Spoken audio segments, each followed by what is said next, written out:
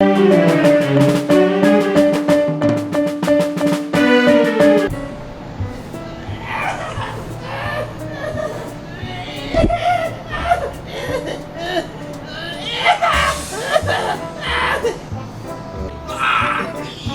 basically watch cartoons here all day long.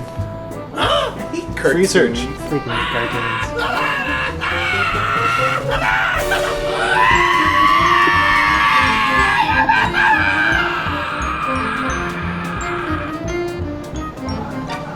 Because now, before we only had to concern ourselves. Like originally when they came out, they were less than a minute.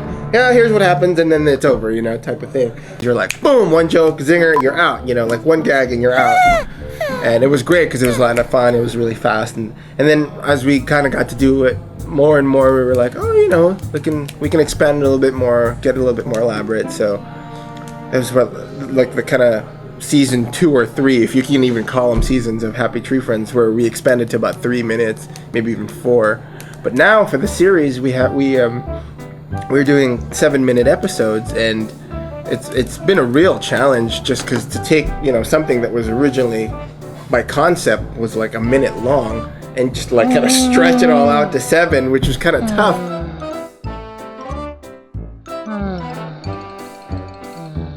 Giving the characters quirks that would be more difficult to illustrate in 30 seconds or a minute. That Petunia has OCD. She'd have to spend her whole time cleaning up something until you really got that joke, and then the thing would have to kill her, like that. Not as satisfying as having a slower build and a big payoff.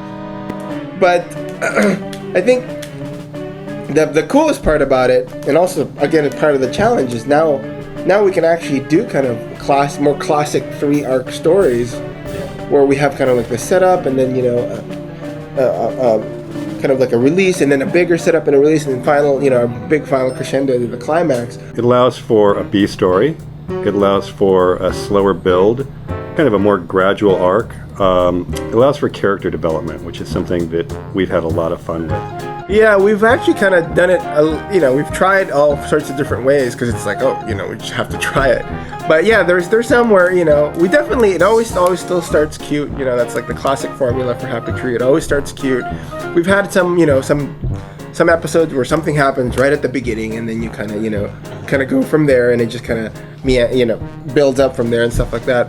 Some, we hold to the very end, you don't get any kind of, violence or whatever until the end, but it's just tension. This must be oh my God! I'm sitting here for 6 minutes. When is somebody gonna die? And a big payoff. Although Warren doesn't like that episode anyway, so maybe it doesn't pay off at all. Hey, Warren? Hey, it sucks. Yeah, Warren says it sucks. Of course, that was done when he wasn't here. What I call the golden years. There's a few dark weeks, the dark ages, when chaos ruled the land. Yes, chaos. Chaos was good. So now we can get a little bit more elaborate. We can put we've been able to weave like A, B, and C stories together. Russell's got his own story in this episode, and so does Mime, and then so does Nutty. But they all kind of come together anyways in the end. So that's been kind of cool. Hard, but satisfying once we get it to kind of pay off and work. There's so many more layers and levels of stuff. Yeah, it's just more fun. It's just kind of like, I guess the metaphor is like it's a bigger sandbox to play in, as opposed to like, it was fun playing in this little sandbox, but with bigger real estate, you get more toys and more stuff, more tricks to play with.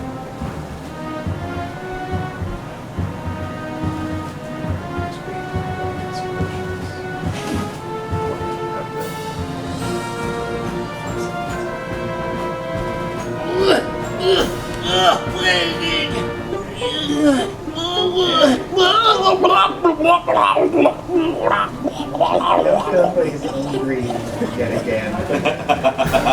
What else?